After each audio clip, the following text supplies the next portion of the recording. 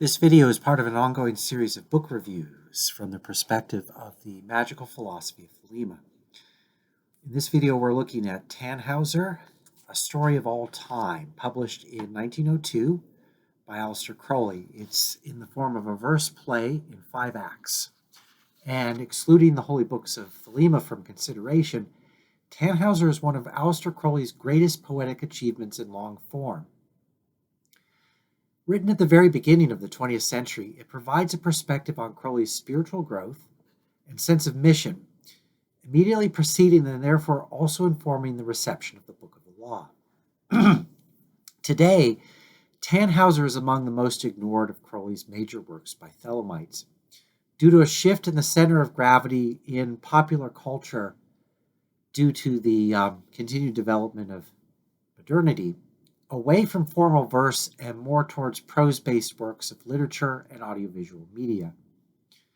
There are also obstacles at the level of style for contemporary readers, as Crowley's diction is thoroughly post-romantic, and he never quite modernized his voice, as Ezra Pound said in compliment of T.S. Eliot's poem about Prufrock. As a result, Crowley's tone is sometimes a little too precious for modern sensibilities. Tannhauser is based on a medieval German myth, but Crowley's more immediate source would have been the famous opera by Richard Wagner. In Crowley's adaptation, the story represents the initiatory journey of a Rosicrucian adept, whose ordeals reflect the vagaries of Crowley's own career. Fundamentally, Tannhauser is an allegory of the ordeal of the guardian of the threshold. This phrase first appeared in Bulwer Lytton's Zanoni. Or what James Eshelman calls the ordeal of the Nefesh, interpreted in terms of the symbolism of the reception of the candidate in the neophyte 0-0 grade of the Hermetic Order of the Golden Dawn.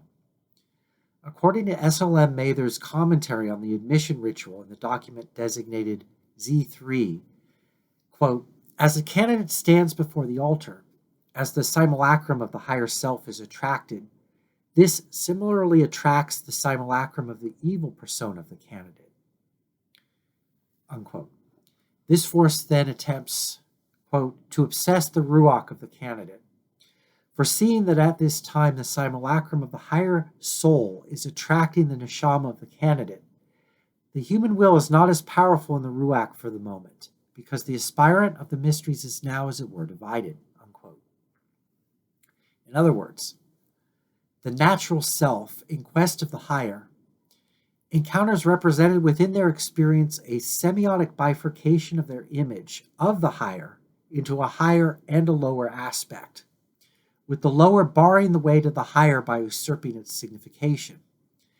To individuate beyond their addiction to the symptoms of this complex and continue their psychological growth, the aspirant to knowledge and conversation with the higher and divine self must, as the philosopher Hegel says, tarry with the negative, and dare to, as Jacques Lacan puts it, traverse the fantasy of their unconscious libidinal desires, knowing and understanding the dynamics of their unconscious, and reconciling its psychic antinomies within themselves until there has been a subsiding and satiation of the whole structure of immediate desire.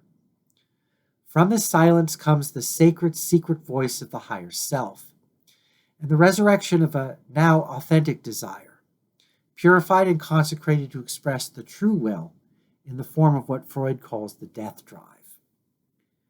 Thus, in Act 1 of the play, we find Tannhauser wandering in the wilderness, the type of the neophyte wandering in darkness, like the blindfolded candidate at the commencement of the neophyte ritual. He meets an Egyptian sage, Shades of Abramelin, who delivers an oracle that lays out the basic correspondences it used in the text. Basically, there are 3 goddesses, Isis, Hathor, and Venus, that represent aspects of the holy guardian angel, or the divine self, expressive of the totality of the psyche. Isis represents the highest, Venus the lowest, and Hathor the middle term, mediating these extremes. Therefore, Isis is related to the full attainment of the knowledge and conversation of the holy guardian angel. Hathor represents the vision of the holy guardian angel that guides the initiate, and Venus symbolizes the vision of the averse persona. Furthermore, Isis stands for the neshama, or what Carl Jung calls the self archetype. That is to say, the psyche in its totality or unity. Hathor corresponds to the ruach, or Freudian ego, and Venus is the nephesh, the psychoanalytic unconscious, or Jung's shadow. Additionally, the three goddesses represent the alchemical principles. Isis is mercury, Hathor sulfur, and Venus salt. They also stand for the three main officers of the neophyte hall, superintending the reception of the candidate. Isis being the hierophant, Hathor the hegemon, and Venus the hiereus. The Trinity further alludes to the white triangle upon the altar in the neophyte hall, symbolically reconciled by the red cross of initiation through magical ordeal that surmounts the triangle to form the symbol of the outer order of the Golden Dawn. This entire play can therefore be read as an extended poetic development of what will eventually become the formula of Liber Pyramidos, Crowley's ritual adaptation of the neophyte formula for use in his magical teaching order, the AA. Tannhauser, the character, is then the whole person tugged and pulled between the three aspects of his own psyche as he seeks and attains equilibrium in the illumination of LVX.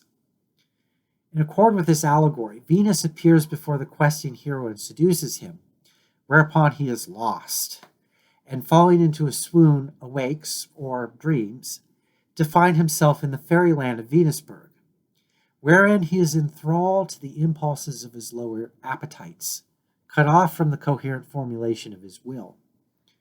During the initial epiphany of Venus, her speech describes the triple manifestation of the goddess. Isis am I, and from my life are fed all showers and suns, all moons that wax and wane, all stars and streams, the living and the dead, the mystery of pleasure and of pain. I am the mother, I the speaking sea, I am the earth in its fertility. Life, death, love, hatred, light, darkness, return to me, to me. Hathor am I, and to my beauty drawn all glories of the universe bow down. The blossom and the mountain and the dawn, fruits blush and woman are creation's crown. I am the priest, the sacrifice, the shrine. I am the love and life of the divine. Life, death, love, hatred, light, darkness are surely mine, are mine. Venus am I, the love and life of earth, the wealth of kisses, the delight of tears, the barren pleasure never come to birth, the endless infinite desire of years. I am the shrine at which thy long desire devoured thee with intolerable fire. I was song, music, passion, death upon thy lyre. Upon her first appearance, Venus falsely claims to be the sacred triad united and complete, while in fact only expressing one of its aspects. Yet on a deeper structural level of reconciliation, her claim is implicitly true. The three goddesses are indeed ultimately united, except that the hero and Venus alike both lack the maturity of viewpoint to truly comprehend this mystery. And so for him, as for her, Venus is but Venus. Remember, she represents his own nephesh, or unconscious self, and seduces him in instinctive search of redemption.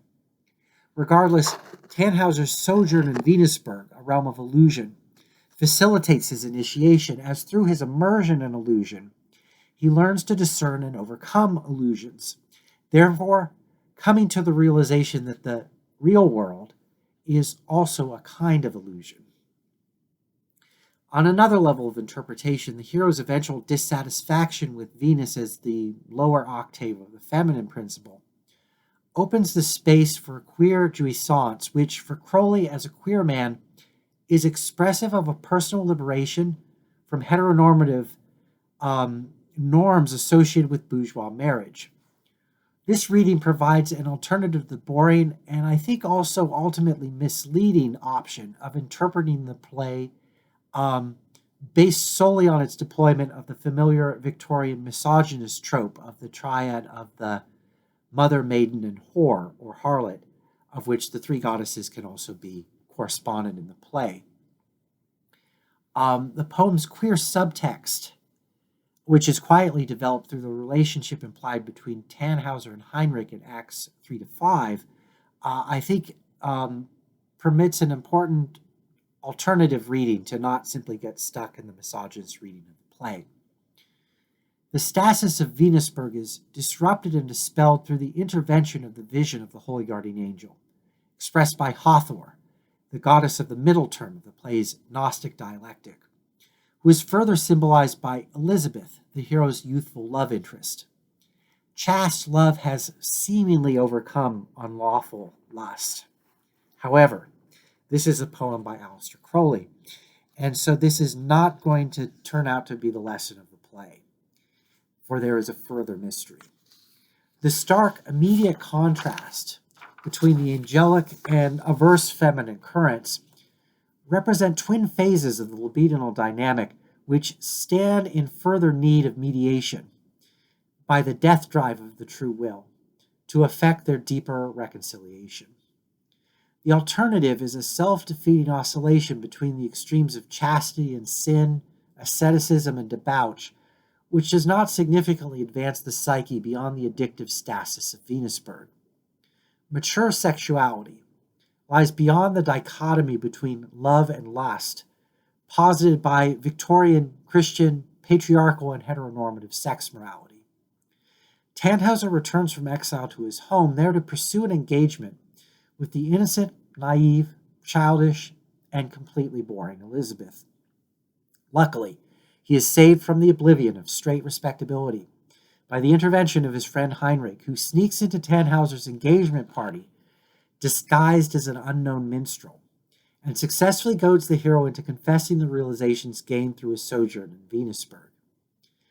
His initiation disqualifies him from ever being able to return to the vulgar illusions of conservative social consensus reality, symbolized in the play by bourgeois heterosexual marriage. There's a row, the marriage gets called off, and Tannhauser can escape the scene in search of further magical attainment. As Crowley explains in the preface, quote, "It will be sufficient if I state that the unknown, whether minstrel, pilgrim, or Egyptian sage, represents Tannhauser in his true self, the only being in an abyss of light. The Tannhauser who talks is the only being in an abyss of darkness, the natural man, ignorant of his identity with the Supreme Being." Tannhauser sings two songs in confession of his gnosis.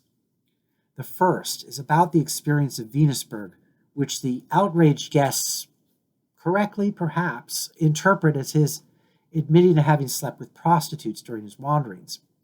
His perspective in the song is that of the natural man and is expressive of the viewpoint of what Freud calls the pleasure principle, which is the baseline immediate libidinal desires of the psyche.